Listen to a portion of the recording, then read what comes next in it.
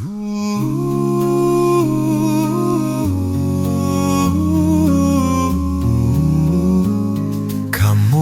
ang asin sa katawhan, nag-ingon kanato ang Ginoo.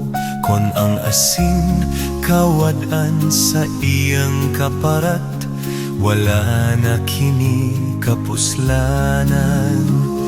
Ug angay lamang isalibay, ug tunog-tunoban sa mga tao. Kon maingon niini ang tao, kawad-an siyag bilining kalibutan. Kamo ang kahayag sa katawhan, nag-ingon kanato ang Ginoo.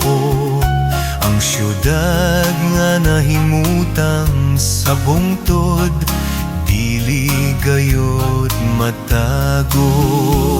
Walay magdagkot ug suga, aron lamang taguan sa gantangan.